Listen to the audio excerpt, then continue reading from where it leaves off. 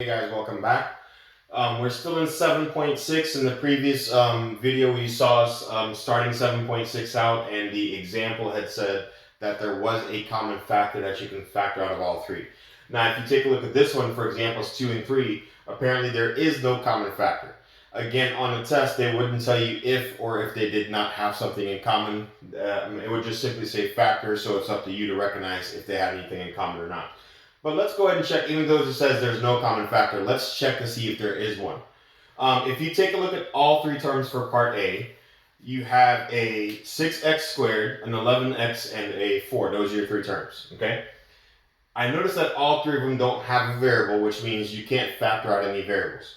I'm also looking at my numbers 6, 11, and 4 and asking myself, are they all divisible by a number? Well, in this case, the only one I can divide 6, 11, and 4 by is the number 1, which doesn't do anything. That means you also cannot factor out any number, so this thing really doesn't have any common factors. So what do you do then in that case? This is still what you call the AM method for the fact that it has three terms, a trinomial, and it still starts with your x squared term. The only difference here is that you now have a number in front of the x squared term. That's what the a value there stands for. It's telling you to have a number in front of your x squared term. So it's still the AM method rather, but this is what I call the hard version of the AM method. The easy version wouldn't have a number in front of it, as you guys saw in my previous video. So how do you do the hard version? Well, the hard version has two things that are different that you guys need to take notes on.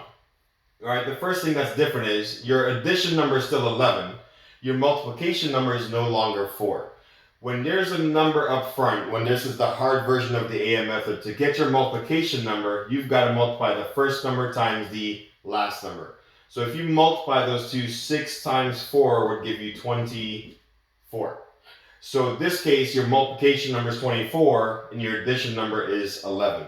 So when you factor this thing into two parentheses, you've got to ask yourself, what do numbers multiply to 24, but at the same time add up to 11? In this case, I believe 8 and 3 will work, but let's try it out. So a positive 8, and then a positive 3, or you can do 3 first and then 8, up to you. 8 times 3, if you multiply them, does give you that 24. And 8 plus 3, if you add it, does give you that 11. So 8 and 3 do indeed work. Now, that's the first thing that was different. So to get your m value for these, you multiply the first times the last. The second thing that's different is, here before we had x times x, right, which gave us x squared. But if you take a look at your first term, it's not just an x squared anymore, it's a 6x squared. So I have a little trick on how to do the next step. Now listen very carefully. Imagine this 2, meaning that there are two 6x's. So 1, 2. And I know in the past students have told me, but Mr. Smith, if you multiply 6x times 6x, you're going to get 36x squared and not 6x squared. That is correct, but stick with me. After we simplify these, you will get that first term. As a matter of fact, all the other terms as well. Take a look at both your parentheses. Can you reduce each one of these? As in, can you divide 6 and 8 by a number? In this case, 6 and 8 are both divisible by the number 2. Well, what about the second parentheses? Can you simplify that one? Actually, yes, you can, because 6 and 3 are both divisible by 3. Sometimes both of them are able to reduce, sometimes it's only one of them. Okay, most of the time it's only one of them. It's very rare that both work out. So let's go ahead and reduce these. You have 6x divided by 2, which is 3x. You have 8 divided by 2, which is 4. Now reduce the second one. You've got 6x divided by 3, that's 2x. Then you've got 3 divided by 3, which is a 1. Now remember that 6x squared that you guys said we didn't get before? Because 6x times 6x gives you 36x squared. Well, after you reduce it, multiply those two together now. 3x times 2x. That does indeed give me 6x squared. So you won't get this first term until you reduce these, okay? So let's try that one more time. But before we try on part B and C, let's go over the differences again between what I call the easy version of the AM method and the hard version. The easy version doesn't have a number in front of your x squared term. It's pretty straightforward. The hard version does. So all of these are the hard version because there's a number up front, there's a number up front, right? What were the two differences? Well, first of all, to get your m value, we multiply first times last. Instead of having x and x here, you're going to have 2 whatever the first term has. So in this case, you'll have two 6x's. For B, we'll have two 10x's. and here we'll have two 2x's. Okay, we'll talk about this more when we get there. So now let's go ahead and try out part B now that we discussed what the two differences are for the hard version of the AM method. So your addition number is 17. Remember, your multiplication number is no longer 3. To get it, you have to do first times last. So 10 times 3 is 30. So in this case, we've got to come up with two numbers that multiply up to 30, but also at the same time adds up to 17. I know 10 times 3 is 30, but 10 plus 3 doesn't give me 17, right? I also know 15 times 2 gives me 30.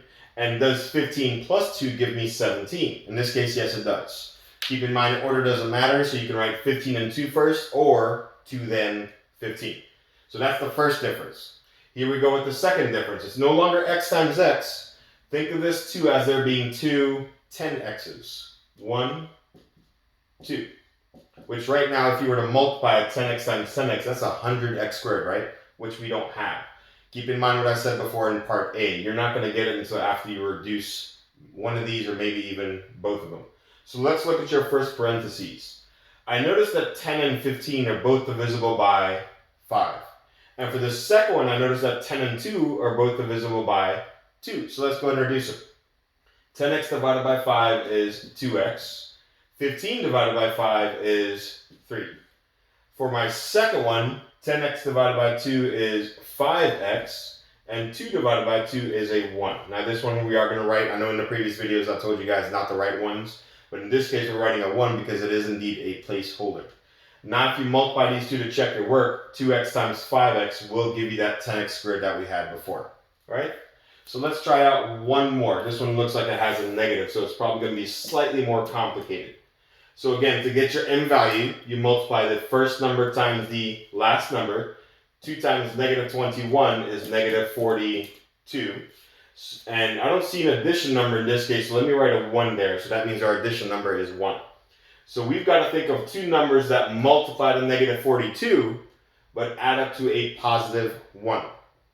Now, I know 7 times 6 can give me 42. And I know the difference between 7 and 6 can give me a 1. But what kind of 7 and 6 do you need in order for this to work out?